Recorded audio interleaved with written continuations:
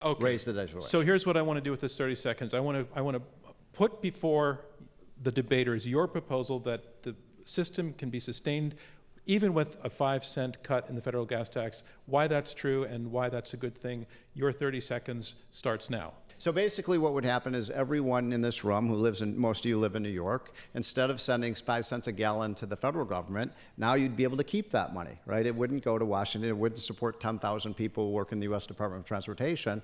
And you can then decide here locally, Albany can raise their gas tax to pay for your roads. And I'm making the case that would be a much, much more efficient system than we have right now. And you'd get more roads, you get a lot more bang for your buck, and Washington, D.C. would be the big loser in that, and that's a good thing.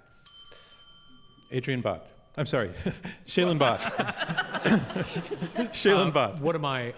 You're responding to that point. I have $1 billion a year shortfall in Colorado. $1 billion a year. So if you cut my federal program by 5 cents, which would be about 40%, I would have a $1.2 billion a year shortfall in Colorado. You can't talk. I mean, and so to me, and these are important projects that save lives, reduce congestion, and save Americans money.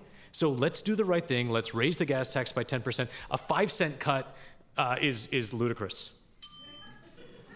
Adrian Moore.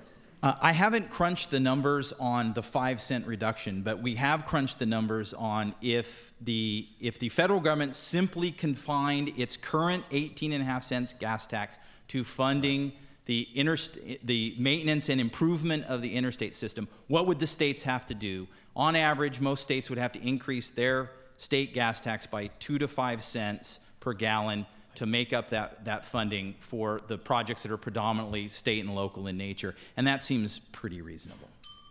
Alison Black. It is not enough in investment, and we are way behind. Bob Poole at the Reason Foundation did a report last year looking at just the needs to fully fund the interstate system and make the repairs that we need, just the interstate. It was about $1 trillion, not billion, 1 trillion. That is the work that is needed on the interstate system alone. And that concludes our volley round, and that concludes round 2 of this Intelligence Squared U.S. debate, where our motion is raise the federal gas tax to fund infrastructure.